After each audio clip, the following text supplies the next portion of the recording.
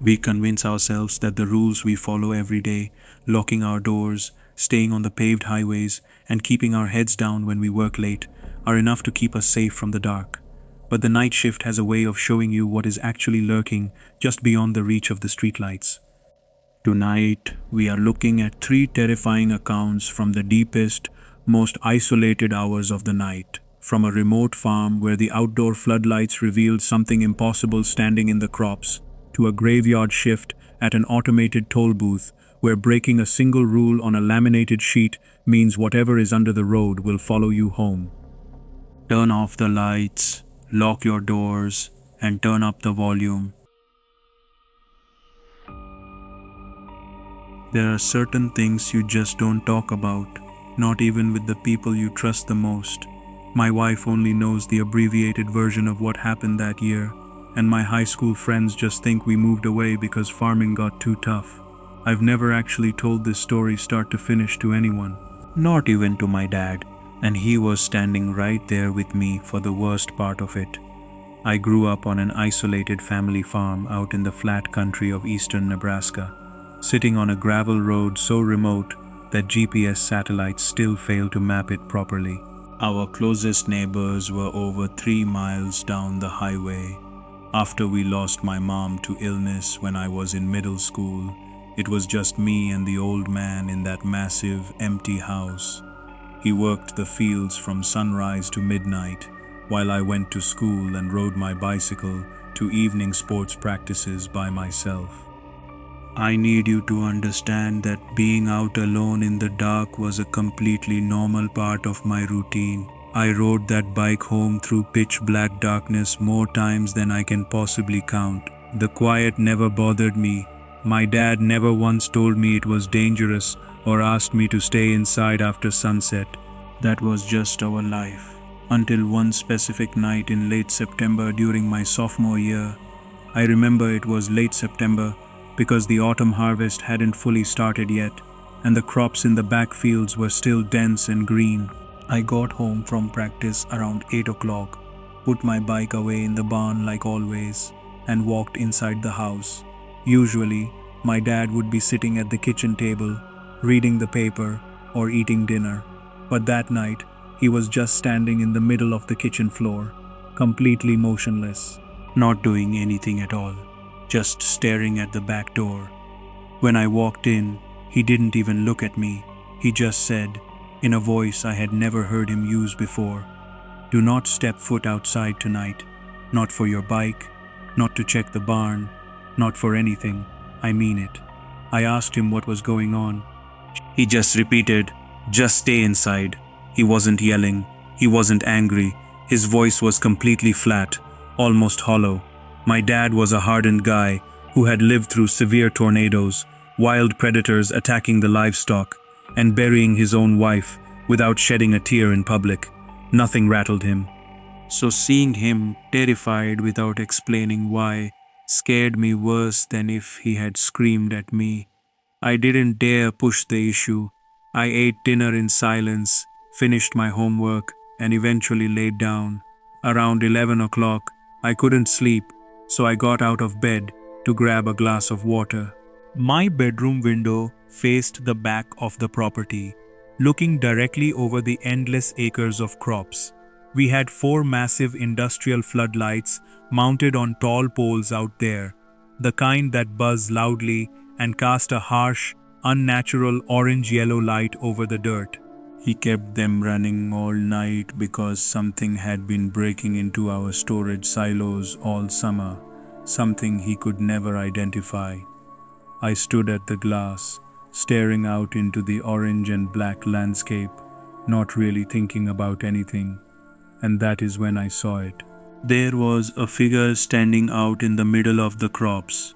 It was easily 400 yards out, standing in a gap between the second and third light poles, where the shadows were thickest. Most of the field was pitch black, but right in the center of one pool of orange light, someone was standing completely still. Now, under high-voltage sodium lights, you can't see colors normally. Everything gets washed out into this sick brownish-orange hue. Even accounting for that, This figure looked deeply wrong. The texture on its clothes, or its skin, I honestly couldn't tell, was darker in heavy, jagged patches. It looked like thick rust, or like they had been completely dragged through wet, dark mud. I stood there watching for a full minute, trying to rationalize it. I told myself it was just the neighbor's kid pulling a prank, or a lost hunter who had wandered onto our acreage. Then, the figure moved. It slowly raised one arm into the air. It wasn't a frantic wave for help. It just lifted its arm, opened its hand toward my window, and froze. It didn't shout. It didn't take a single step closer to the house. It just stood there, with its hand raised in the dead silence, waiting to see what I would do. I know how stupid this sounds to anyone listening. I know the only logical move was to run down the hall and wake my dad up immediately. But I was just a teenager, and my brain convinced me that someone might be injured out there on the county road and needed genuine medical help. I didn't let myself think about the alternative. I slipped my shoes on and crept out the back door as quietly as possible, avoiding the noisy front porch so my dad wouldn't hear me leave. The night air was thick and warm, the way the Midwest feels right before a storm rolls in. I could hear crickets chirping all around me, and way off in the distance, a hound dog was howling relentlessly at the sky. My walk felt completely normal for the first 100 yards, but the moment I stepped past the old grain silos and descended into the actual crop field, a cold sweat broke out across my forehead that had nothing to do with the summer heat. When you stand up near the house, the wind blowing through a field just sounds like a gentle breeze.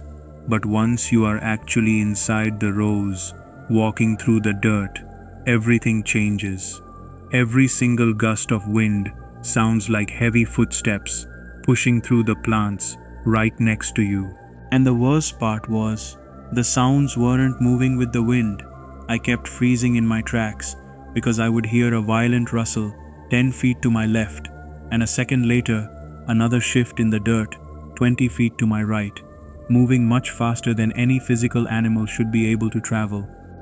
I tried to convince myself it was just rabbits or stray cats moving through the stalks, but as I walked deeper into a low dip in the land, I completely lost sight of the figure. When I climbed back up the slope, the patch of light I had been aiming for was gone. Everything around me suddenly looked identical. 4 buzzing floodlights casting the same sickening orange glow across endless empty rows of plants.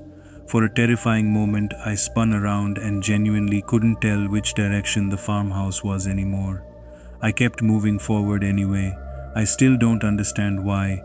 My legs just continued walking as if something else was pulling them, and then, without realizing how I covered the distance, I was standing in the exact spot where the figure had been waiting, but there was no one there. Instead, right in the center of the stalks, there was a strange, perfectly circular flattened patch in the dirt.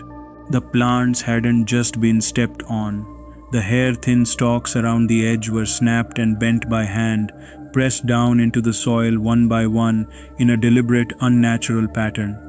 Right as I stood over that circle, my vision started to go completely wrong. It wasn't like my eyes were blurring from tears. The edges of the world just got soft and heavy, like the feeling you get right before you pass out from exhaustion. I remember standing there, staring at the crushed dirt, thinking to myself that I should be running for my life right now, but my brain physically couldn't trigger the sensation of fear. I was completely paralyzed. That is when a heavy hand clamped down onto my shoulder from behind, gripping me hard enough to pull me backward.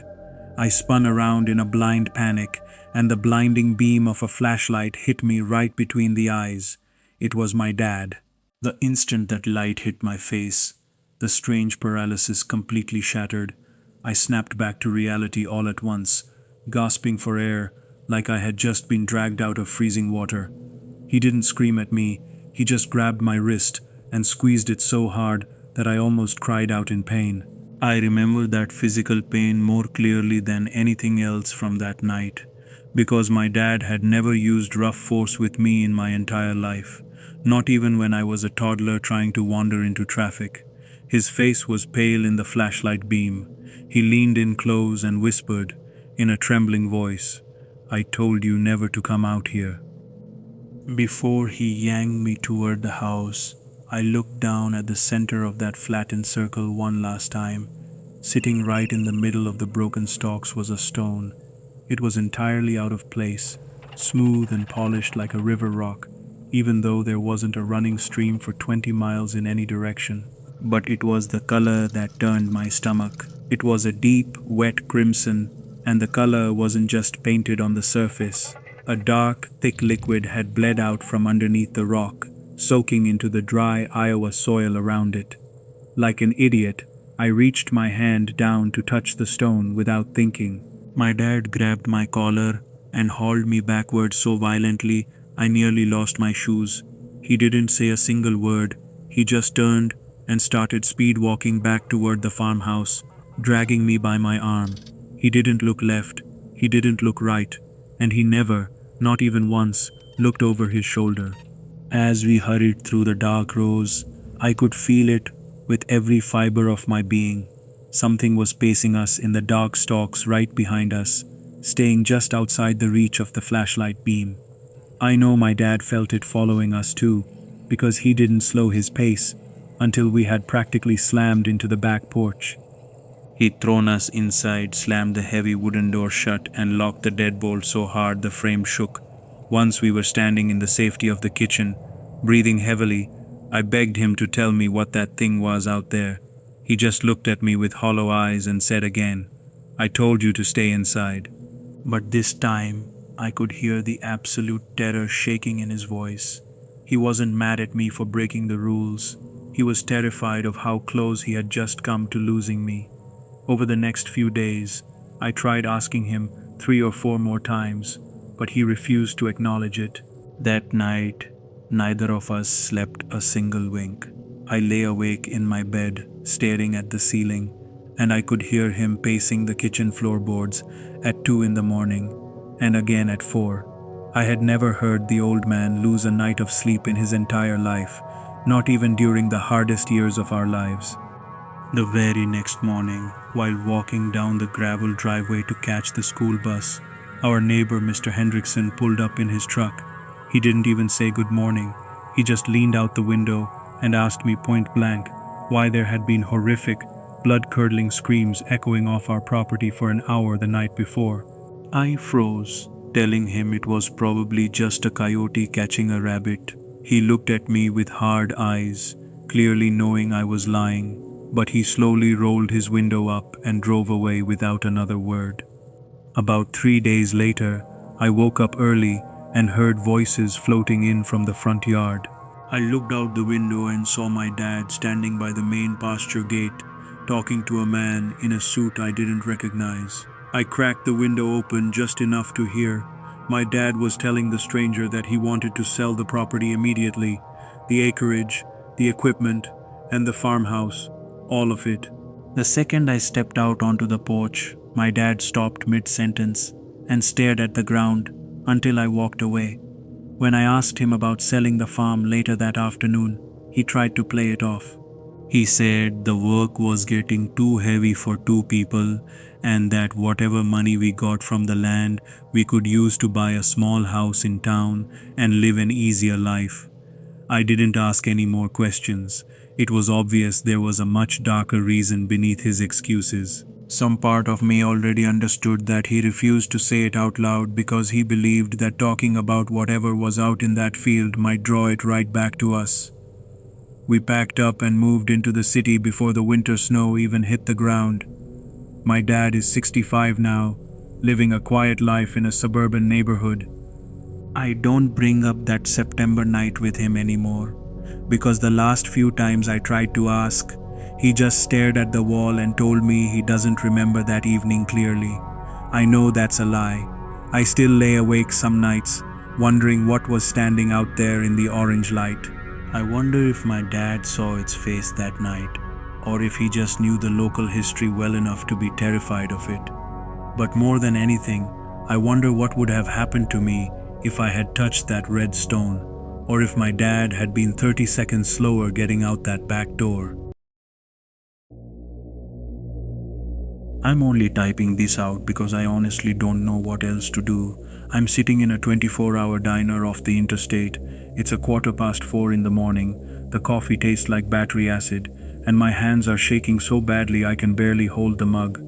Every few seconds, I find myself looking out the fogged-up window toward the parking lot, half expecting to see a rusted set of headlights idling in the dark. If your GPS ever tries to reroute you onto an old, forgotten stretch of state highway out in the woods, ignore it.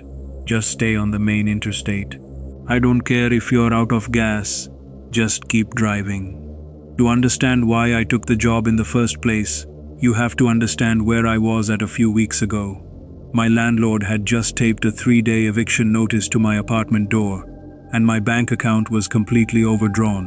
When you are standing that close to sleeping in your car, you don't ask questions when a lifeline drops out of nowhere. I found the ad tucked at the very bottom of a local online job board. No company logo, no corporate layout. It just read, "Overnight toll monitor, rural sector, 11 p.m. to 6 a.m., $45 an hour, must have reliable transportation, $45 an hour, just to sit in a booth and watch a coin machine." I called the number immediately. A guy with a harsh, raspy voice answered on the second ring. He didn't ask for a resume or my job history. He just asked if I had a problem being out in the woods alone for long stretches of time and if I had any history of sleepwalking. When I told him no, he told me to meet him at a maintenance pull-off on the old highway at 10:30 that night. The drive out there should have been my first red flag. That specific highway hasn't been listed on state road maps in decades. The trees along the shoulder have grown so thick and wild that the branches literally weave together over the road, completely blocking out the moon and creating a dark, suffocating tunnel. When I finally found the pull-off, it was just a gravel clearing cut deep into the pines. Standing out in the middle of the clearing under a single buzzing floodlight were 4 small, heavy-duty glass booths straddling 4 automated lanes. It looked completely absurd, like a high-security bank checkpoint dropped into the middle of an ancient forest. The guy who hired me called himself Vance. He wore a faded state transport uniform that looked 20 years out of date, without a single badge or name tag on it. He didn't shake my hand. He just walked me over to the farthest booth on the end. "The toll collection is automated," Vance said, staring out into the dark tree line instead of looking at me. "The drivers drop their exact change into the baskets, the gates lift, and they drive through. Your only job is to watch the camera monitors and make sure the mechanisms don't jam." Then, he pulled a double-sided, laminated sheet of paper out of his pocket and slapped it down onto the metal desk. "If anything happens that isn't normal, you read this sheet." His voice dropped, turning dead serious. "You do not improvise. You do not call the police. You don't leave this box until 6 in the morning, when the automated locks open. If you break a single rule on this paper, you won't make it to payday." I let out a nervous laugh, expecting him to crack a smile and tell me he was messing with the new guy. He didn't. He just turned around, walked over to his truck, and drove away into the trees. I was completely alone. For the first 2 weeks, absolutely nothing happened, but the isolation out there was heavy. There were no crickets, no birds, no wind, just the constant humming of the fluorescent bulbs above my head. To pass the time, I ended up memorizing the rules on that laminated sheet, and the more I read them, the more my stomach churned. Rule 1. The toll is exactly $2.50. If a car pulls up and the driver hands you a $50 bill without making eye contact, take it, print a receipt, and whatever you do not look at their side view mirror as they drive away. Rule 2. Between 2 and 3 in the morning, a black sedan with tinted windows will pull into lane 3. There is no driver inside. You will hear crying coming from the trunk. Do not press the gate release button. Just wait 60 seconds and the gate will lift on its own. By the third week, I had convinced myself the entire thing was just some bizarre psychological experiment. Then came last night. It was 1:15 in the morning. A heavy grey fog had rolled in off the mountains, swallowing the highway completely. I was playing a game on my phone to stay awake when the sensor chime rang out. Headlights cut through the fog, pulling up to my booth. It was an old, rusted station wagon, the engine knocking loudly. I slid my booth window open. The man at the wheel was wearing a faded, dusty business suit. He didn't look at me. His eyes were locked dead ahead on the yellow barrier gate, his hands gripping the steering wheel so hard his knuckles were white. Without saying a word, he raised his right hand and held out a crisp $50 bill. My heart immediately leaped into my throat. Rule 1. My hand was trembling as I reached out and took the money. The paper felt freezing cold, like it had been sitting in ice. I turned to my terminal, hit the button to print a receipt, and slid it back to him through the window slot. The second his fingers touched the paper, the automated gate lifted, and the car slowly began to roll forward into the fog. And that is when human curiosity got the better of me. I knew the instruction. I had read it 100 times. But as the rear of the car cleared my window, my eyes automatically glanced upward at his side view mirror. I looked. There was no reflection of the highway. There was no reflection of my booth. Inside the glass of that mirror, all I saw was a dark, freezing ocean under a pitch-black sky, and floating just beneath the surface of the water were dozens of pale, bloated human faces, all staring right out of the glass at me. I slammed my back against my chair, my heart hammering wildly. I had broken the first rule. I had looked. I checked the wall clock. It was exactly 2 o'clock in the morning. The window for Rule 2 had just opened. The fog outside was now so thick, it pressed against my windows like solid grey walls. And then a harsh burst of static shattered the silence inside the booth. It came from an old dusty two-way radio mounted under the desk. A radio I thought was completely unpowered because it had been dead since my first night. Now, its small screen was glowing a faint, pale green. Booth 4. "Do you copy?" The voice was heavily distorted by static, but I recognized it immediately. It was Vance. I grabbed the heavy plastic receiver with shaking hands and hit the button. "Vance, something is wrong out here. A car just came through and I looked at the mirror. I looked." There was a long, terrible silence over the speaker, just the sound of rising and falling static. Finally, his voice cut back in, sounding miles away. "I told you not to look at the mirrors, kid. Don't do it again. What does your monitor say for lane 3? I looked at my desk terminal. A small red indicator light was blinking next to the monitor feed for lane 3. Through the grainy black and white camera feed, I could just barely make out the shape of a long, heavy sedan idling in the fog. Its lights were off, and the windows were completely blacked out. "Rule 2. There's a car sitting there," I whispered into the mic. "Rule 2, Vance said coldly. "Do not touch the gate release button.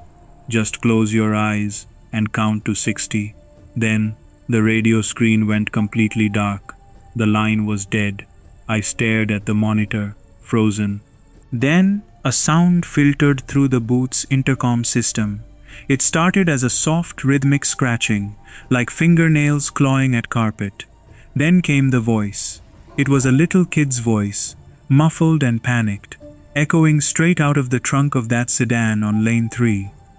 "Let me out." "Please, it's dark in here. I can't breathe." A violent thud hit the inside of the car's trunk over the speaker.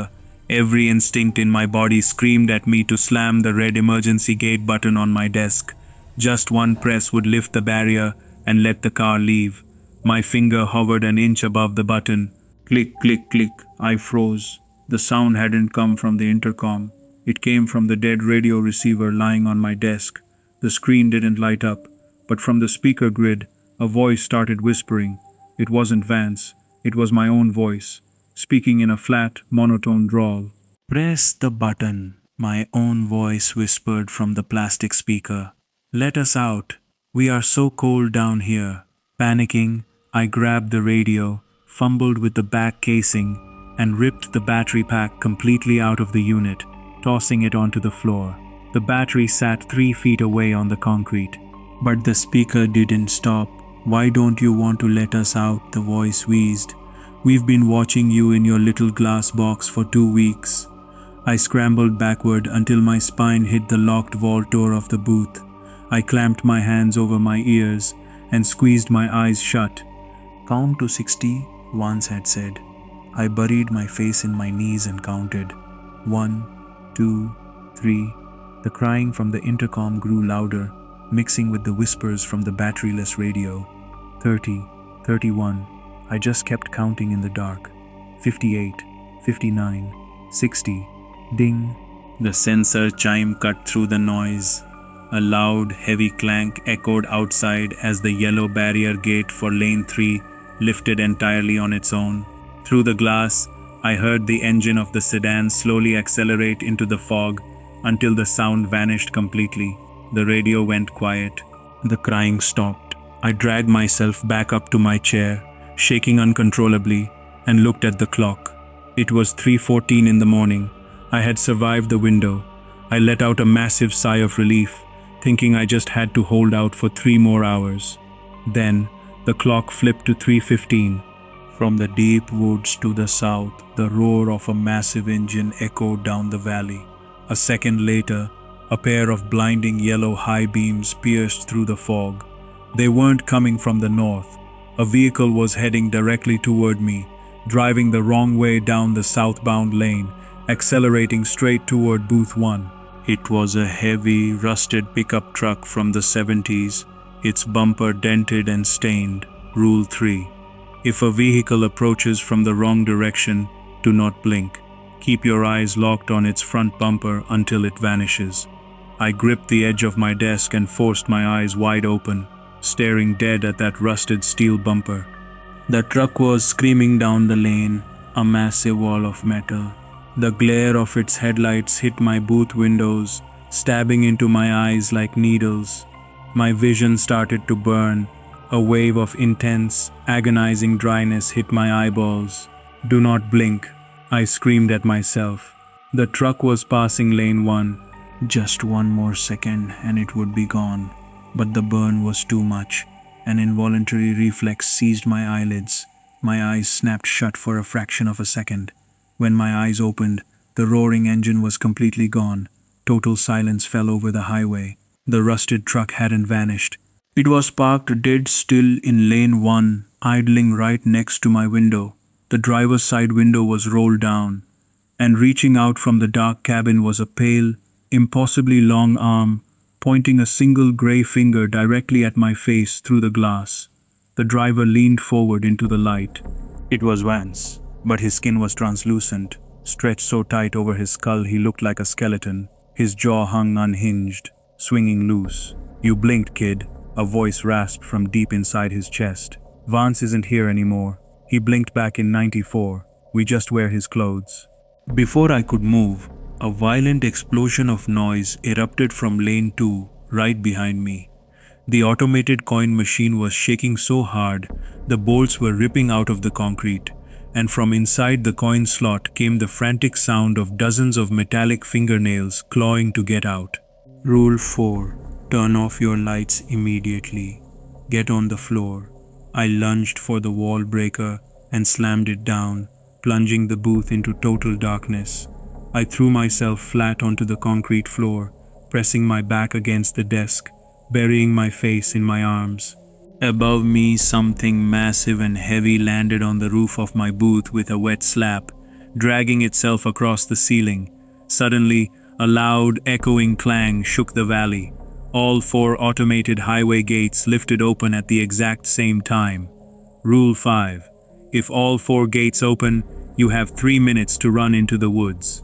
Do not look back. The concrete floor beneath me violently buckled. A massive screech ripped through the air as the asphalt outside split wide open, shattering my bottom window pane. A deep, vibrating rumble echoed from deep underground. like something massive taking its first breath in centuries. I didn't think. I threw open the vault door and sprinted blindly into the pitch-black tree line, clutching my phone.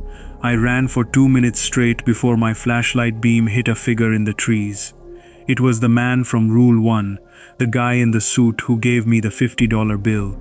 He was standing completely still, his eyes wide and glassy, staring up at the sky in a silent scream. As I panned my light around, I saw dozens of them, commuters, truck drivers, entire families, thousands of missing drivers, standing shoulder to shoulder in the woods like statues.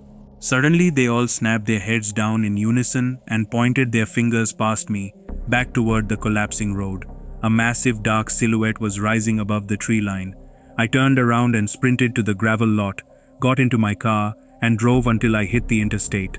I'm safe at this diner now, but I finally understand what those booths were for. They weren't collecting money. They were collecting attention. That thing under the road feeds on human awareness. And if you are reading this, you now know the rules too.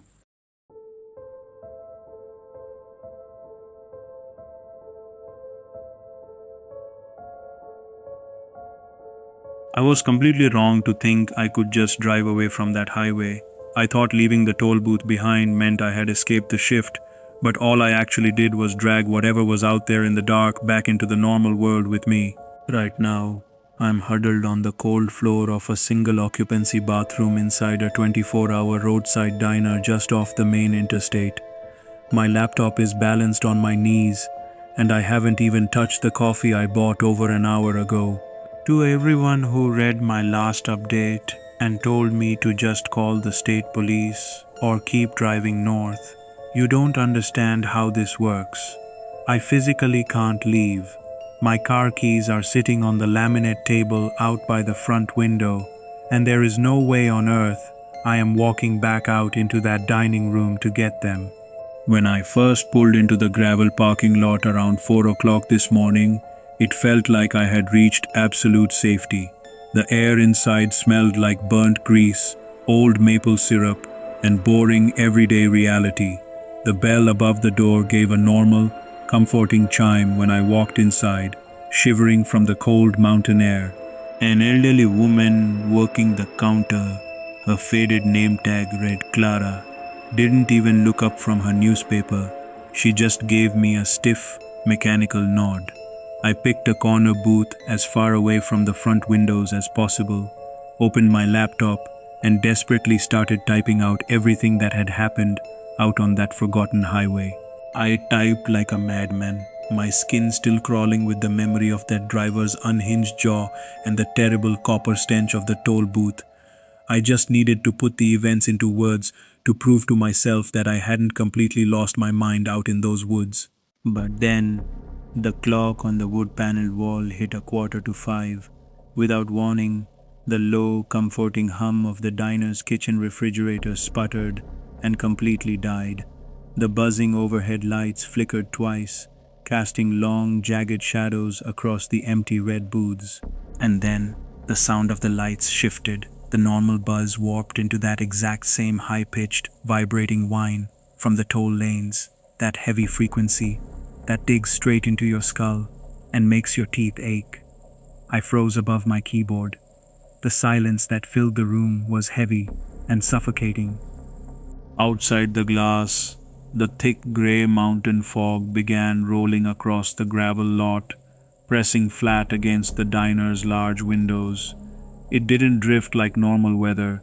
It moved like a living organism, packing itself so tightly against the glass that the entire parking lot vanished behind a wall of solid white. Within 30 seconds, even the glow of the yellow neon open sign was swallowed up. We were completely sealed inside. Suddenly, a sharp blast of static shattered the silence from the front counter. I snapped my head around. The sound wasn't coming from a radio. Small, outdated television set sitting on a shelf behind the counter had suddenly flipped from a muted morning weather broadcast to pure chaotic snow. The black and white static danced wildly across the glass screen, illuminating the dark counter. At the exact same second, The old neon jukebox in the corner hummed to life on its own. The internal mechanical arm clicked, grabbing at an empty slot where a record should have been.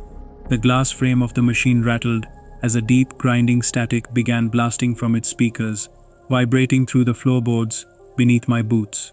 Clara didn't even flinch. She slowly dropped her pen onto the counter.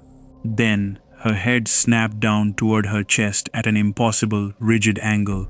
The joints in her neck made a loud, sickening crack that echoed clearly across the entire dining room.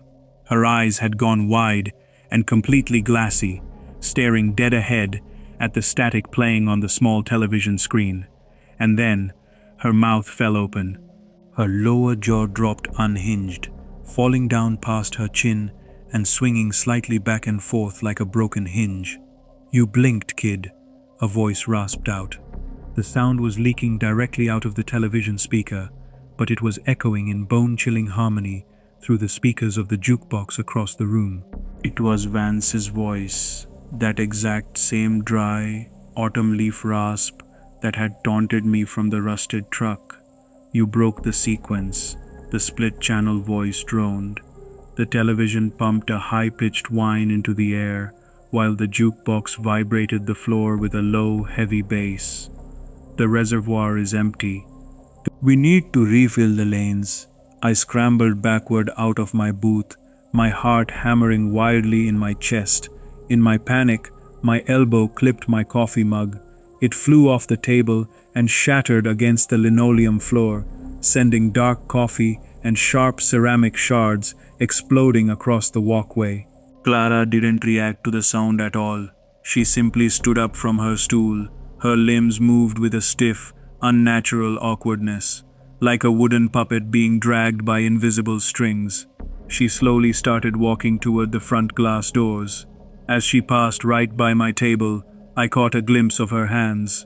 Her fingers were impossibly long and pale, the skin stretched so tightly over the bone that her white knuckles looked ready to tear straight through the flesh. She completely ignored me. She didn't turn her head. She just walked straight to the entrance, reached out with those pale, trembling hands, and threw the heavy deadbolt with a sharp click. She pushed both glass doors wide open, stepping aside as the outside world spilled into the room. The freezing mountain air rushed into the diner, instantly plunging the room temperature to near freezing. But it wasn't just cold air that came through the door. It brought that horrifying, suffocating stench with it. The entire dining room suddenly smelled like a flooded basement, old corroded pipes, and piles of wet copper pennies. Through the thick white fog rolling over the welcome mat, the glare of two blinding yellow high beams cut into the darkness. It was the rusted pickup truck from the southbound lane. It was idling silently right in the middle of the diner's drive, its engine emitting absolutely no sound at all, and behind the truck, stepping out of the mist in neat silent rows, were the missing drivers. There were dozens of them now, pouring out of the tree line. I saw the commuter in the faded gray business suit who had handed me the $50 bill. I saw teenagers in college hoodies, long-haul truckers, and entire families. They walked shoulder to shoulder into the diner's carpeted entryway, their glassy, unblinking eyes staring straight ahead.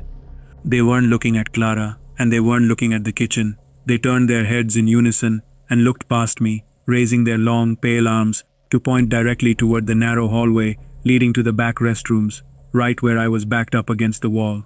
"It's here," the man in the suit whispered from the front of the crowd. "It's here," the rest of the drivers chanted back together, their voices layering into a deafening wet drone that made the glass pie cases rattle violently on the counter. Pure survival panic took over. I lunged forward, snatched my laptop off the table, and sprinted down the narrow, dimly lit hallway toward the back restrooms. I threw myself into the men's room, slammed the heavy wooden door shut behind me, and shoved the small brass lock into place with shaking, bloody fingers. And that brings us to right now. The time on my screen is 5:10. The deafening chanting outside the bathroom door has completely stopped. Instead, it has been replaced by a soft, frantic scratching. It sounds like hundreds of long, metallic fingernails picking relentlessly at the wood, on the other side of the panel, trying to pry open the seams. My phone battery is completely dead. The diner's Wi-Fi cut out the moment the power shifted, but somehow my laptop is still connected to my cellular hotspot, hanging on by a single, flickering bar of signal. I am typing this out as fast as my hands can physically move across the keys. I realize now how stupid I was to think I could just drive away. By looking into that mirror and closing my eyes at that truck, I didn't escape the boundary. I broke the seal and dragged the entire perimeter out into the normal world with me. The scratching on the wood outside just stopped. The silence inside this bathroom is heavy enough to choke on, and in that sudden terrifying quiet, a loud blast of static hissed from the old metal hand dryer mounted to the wall across from my stall. The machine isn't running. The heating grid inside is pitch black, but a voice is leaking out of the rusted metal vent. It is my own voice. It sounds exactly like me, speaking in a flat, deadpan cadence. Open the latch, my own voice whispers from the dryer vent. We just want you to listen. Let us see how many are listening out there. If you read my first post about the toll booths, or if you are reading this update right now, you are already part of the sequence. You have entered the loop. You are picturing the highway in your mind, and you are thinking about the rules. That thing under the road feeds entirely on human awareness. Right now, as I type this sentence, I can hear a heavy, wet slap against the ceiling tiles directly above my stall. Something is dragging itself across the pipes over my head. I don't think I can hide in here much longer. I have to make a choice. I think the only way to close the loop is to go back to Route 9 and step back inside Booth 4. But before I close this laptop, listen to me very carefully. If you are sitting at home tonight and you suddenly start hearing the sound of heavy rain pouring outside your house, but your weather app says the sky is completely clear, whatever you do, do not look out your windows. It knows who is looking for it.